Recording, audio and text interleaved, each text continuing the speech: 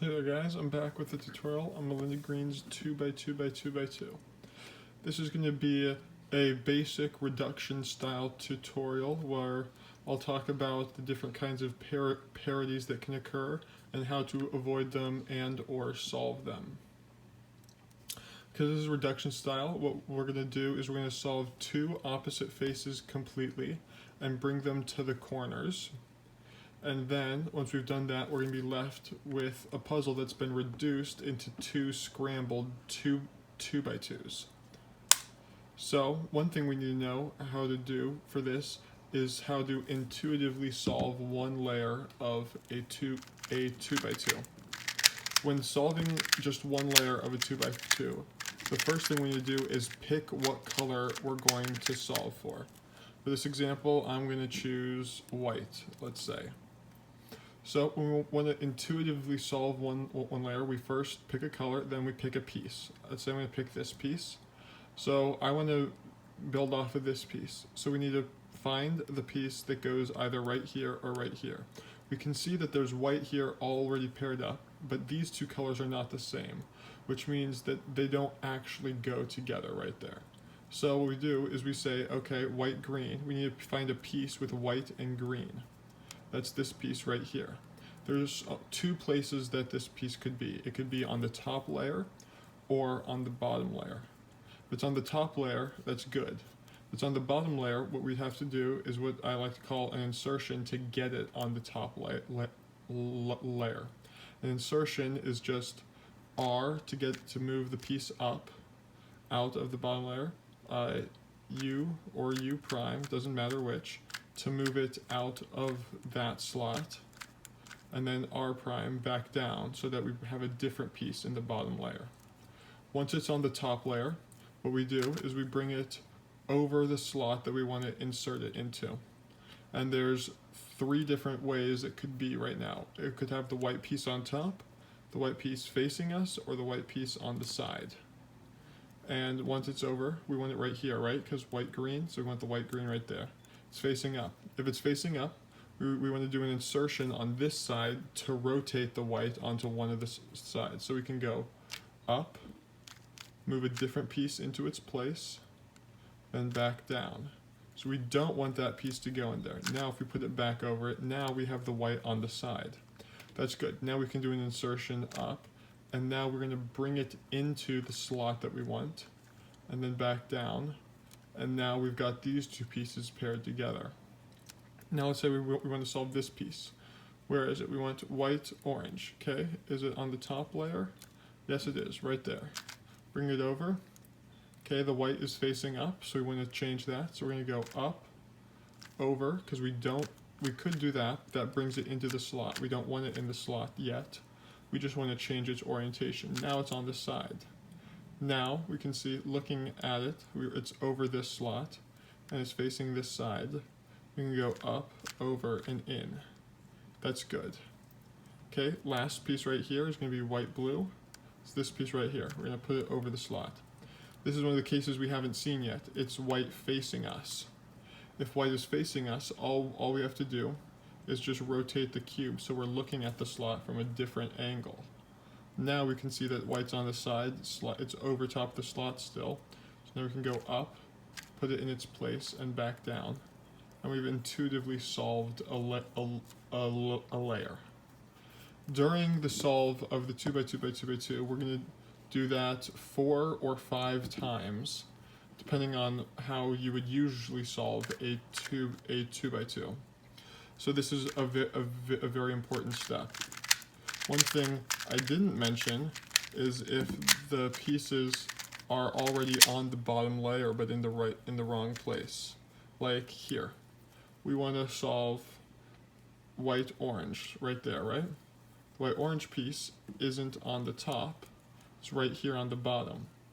So what we can do is we can do an insertion to bring it out of the bottom. We can go up, move it over, back down so that a different piece is in its place, and now it's on the top layer and we can do what we would usually do. Here it's facing us, so we just rotate the cube. Now we can go up, over, and insert. This one, up, over, don't want it in there yet. Now it's right place, up, over, insert. We've solved a layer.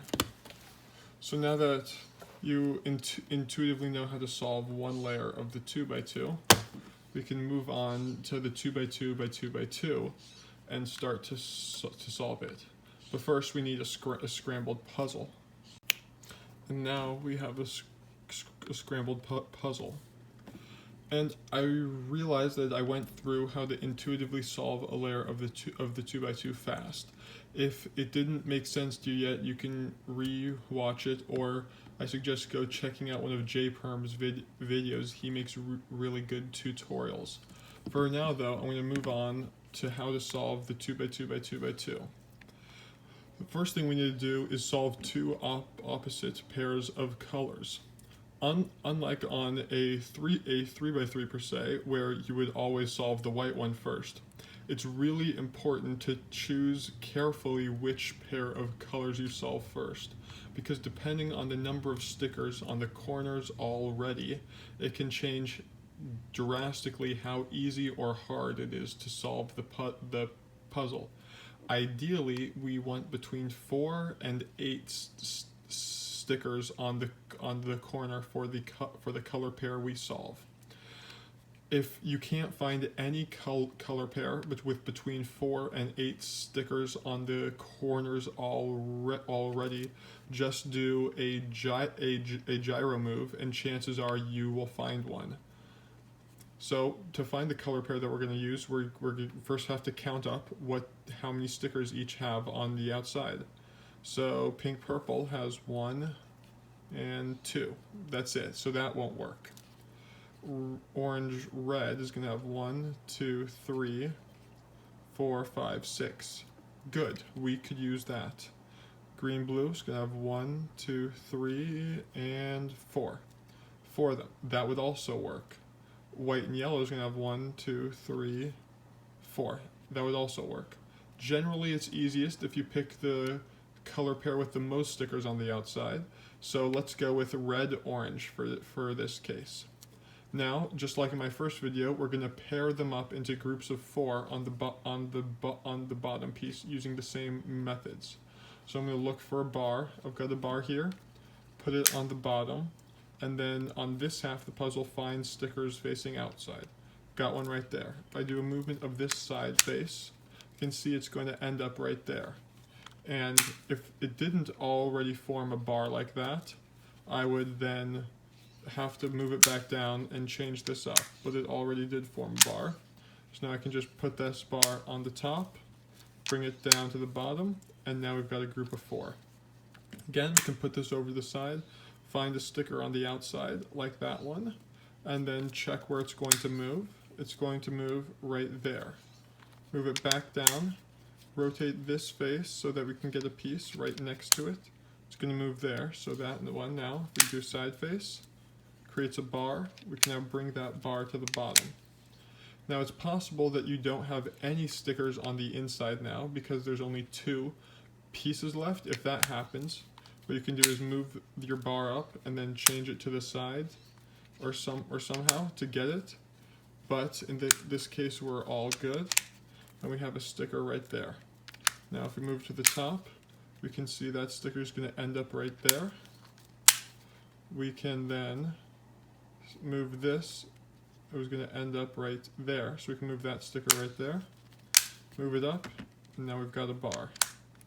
Now, because we can't just put that bar there, because that's going to break that up, so we can move it to the bottom like this, so it's on the side, then put this up to top, move it, and create our group of 4 up here. Move our group of 4 to the bottom, and now we've created 2 groups of 4. It's basically all the methods you need to create your first 2 groups of 4. Now if you've noticed, we still have 1, 2, 3, 4, 5, 6 orange-red stickers on the outside still. It's because it's not possible to move any of the outside stickers to the inside except with a gyro move. So logically, what we would want to do is then move all the outside stickers to the inside. But what can happen when doing that is a parity that I like to call center parity. And that's what happens is because there's 12 different rotations for each piece. you can have one piece rotated around an outside sticker, and then a different piece rotated around an inside sticker, like so that the inside stays the same but the outside gets changed. In order to solve that, it's very messy and it requires lots of algorithms and gyro moves. But what we can do to skip that is move it so that our two groups of 4 are included in the gyro move, so that we get exactly 8 stickers on the outside. And now we just need to find a pair of groups of 4, like those 4 and these 4 on the top, that have none of the orange-red stickers. Usually you can find that. You can manipulate this top like a 2x2 using movement of the central face if you can't find one of those. Here we've got 2 groups of 4 like that. So now we can put those 2 on the outside, which will give us 8 non-red orange stickers, and the 2 groups of 4 that we already made down here to get 8 red orange stickers on the outside. And now if we do a gyro move, we'll get exactly 8 red orange stickers on the outside. And it should look like this, so all 8 of them are right here. And on this side you've got stickers on the inside. Now we just need to rotate it to get those 2 so that it's our buffer layer, and then we need to manipulate both those groups 4 and those 4 pieces to get them all into groups of 4. This one, we're lucky enough, it already is a group of 4. We don't have to do anything to it. This side, though, we can see is not a group of 4 yet, so we need to manipulate it using the insertion technique I described in the first part of the video. And so here, we're going to say, this part, it doesn't matter where the pieces are. We just need to get orange or red down. So we can just use insertion to get this piece out of there, up. Now we want to move this one over. And now we want to move this part back down. Okay, now we need to put it over the slot. Move it over like that. See how it's over the slot? Now we can insert it in so that it's with the right orientation. You see how the orange is on the side? Up. Can move it into place. And then we can move this one back down. Good, that's 3 of them. Let's do the last one. So we're going to move it up. Okay, now we're going to move it over like that, so it's no longer going to go back down in. And now we can move this back down. Lastly, we see, okay, it's facing us. Let's just reorient the cube. We can go up. We want to slide that into its correct place. Over. And now move this back down. Like that. And now we've got our group of 4 here. Group of 4 there. Now we can do a gyro move on this axis to get them all into all the stickers that aren't red-orange on the outside, so we can manipulate them. It's easiest if we put those 2 groups of 4 in like that, and the other 2 that are on the outside like this, and then do our gyro move. 1, boom, boom, boom, and then lastly. Okay, now that we did our gyro move, we've got our 2 groups of 4 right there, and then our other 2 groups of 4 are like that. So all we need to do is move the top twice, and then side face like that to repair them up. Now we can put them all together, and now we can see we've got all 16 stickers together on the outside, or on the same axis. Now with another last gyro move, we get them all onto the corners. Awesome. I think that was a gyro move. And then bam, here. Now we just need to make groups of 4 within each puzzle. So here, that's fine. There's a group of 4 red stickers right there. Perfect. Let's move it to the top and make a group of 4 orange stickers here. Well, we can create bars, like movement of the inside face like that. Create that bar and then move that bar over to get a group of 4. Now, all we need to do is just pair them up so we can move the groups of 4 together, like that. And now we just need to make it so that there's a group of 4 up here. Move it like this so we don't mess up what we've done down here. And now just, okay, we want to make a bar like that. Then move the bar into place. Now we've got group of 4, group of 4, group of 4, group of 4. Put on opposite caddy corner. And now we have it reduced into 2 interconnected 2x2s. This is where we now start to solve it layer by layer, like I showed on this. Here, on the orange half of the puzzle, let's start with white, because we've already got 2 paired correctly. Now we need to find white, blue. White, blue, that's it right there. Okay, it's on top, so we need to put it over the slot. Its slot is going to be right there. It's right there, so we need to move it over. Now, we look at it, white, blue, white, blue. Okay, it's facing the wrong way, so let's do an insertion to change its rotation. Up, move it out of the way. Oh, did I move it? Oh, I moved it the wrong place. Now it's going to go in, so I actually need to move it this way. So now it's over here and it won't be inserted in. And now I can move this back down. This piece now I need to put it back over its slot. 1, 2.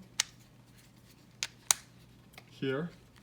Got it over its slot. Now it's facing the right way. Now I can do a regular insertion. Up. Move it over. And now move it back down. Cool, that's 3 pieces solved. This last piece, it's already on the top layer. I just need to put it over its slot. Slot's right there, move it over it. Now, it's facing the wrong way, but it's facing towards me, so I can just reorient the cube. Now it's good. Now I can go up, slide it over into place, like that. And now slide both those back down. And now we've got 1 layer solved. Now I haven't talked about how to solve the top layer of a 2x2 yet, but what can happen at this point is we get to a layer. We can see the yellow sticker pattern looks very similar, looks identical to this one here, the yellow stickers. But what could happen actually is that it looks like this, where we get it so it's a pattern that can only be done by rotating one of the pieces on a 2x2. And what we can do to skip that is, instead of solving this layer like a regular 2x2, we can do is actually turn it on its side and then use movement of the side face to bring it down and then rotate it back like this. So now we can intuitively solve this just like we intuitively solved that on the other half of the 2x2x2x2. So let's do that right now. Start with this piece since it's already, let's start with this piece right here. Yellow, green, pink. Let's find a yellow, green piece. Where's a yellow, green? Yellow, green's right there. Okay, let's put it over its correct slot. 1, 2, 1, 2. Twice. Okay, yellow, green. It's facing the wrong way, so let's do insertion. Okay, moved it over. And move it out of the way. And move this back down. Okay, now we've got the yellow-green piece right there. Let's put it over its slot again. 1, 2. Bam, it's over its slot, facing the right way. Now we can do an insertion. Up. Move it over. And now move this back down. Okay, now let's find yellow-purple. Yellow-purple. Yellow-purple right there. But wait, this yellow-purple piece has a red corner sticker. That's not good. We don't want that. We only want the pieces with orange. So to find yellow purple, that's this piece right there actually. Let's move it over its slot. It slots right there, like that. Now we can move up, over, and now we can move it down, like that. Last piece right here. We want yellow, pink. It's already in its spot. We can do an insertion, move it up. We need to move it out of the way. And you move this back down. And you might have noticed, wait a second, all 4 yellows are grouped together, but it's got a red corner, so it's not good. Now we need to move that back onto its slot. Now that it's on top of it, we can go up, move it over, and then back down. And now this side is solved. So now we can put them catty corner, do that, and now we've got a full solved half of the puzzle. And now we've skipped the center parity and the orientation parity. So the only parity that we could be left with is permutation parity, but that doesn't come until after we solve this 2x2 completely. And you can solve this using any method. I'm not going to go over a method of how to solve a 2x2. If you don't know, you can watch one of J Perms videos, but I'm just going to skip to the permutation parity. This can just be solved like any old regular 2x2 now, using the method of the movement of the inside face and that as a buffer group of 4. So then, now, as we're doing our final moves to solve the 2x2,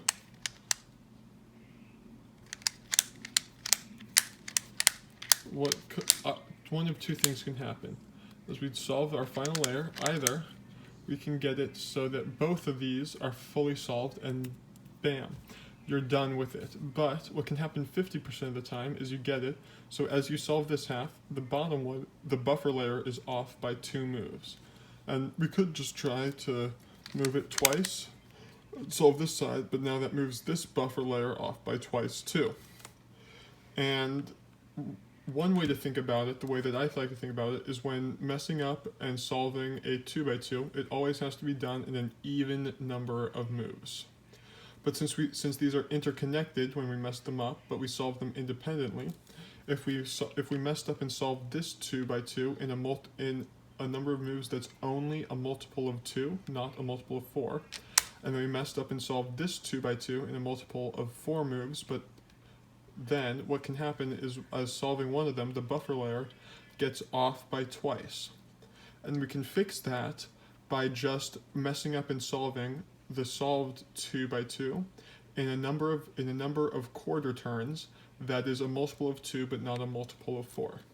The easiest method to remember that I have found to do this is just by doing this move sequence on this 2x2.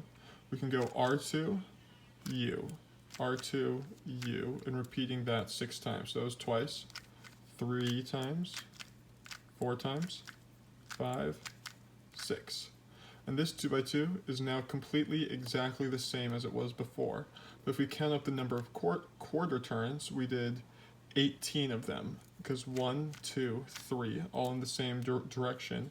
Then we repeated that 6 times, so that's 18.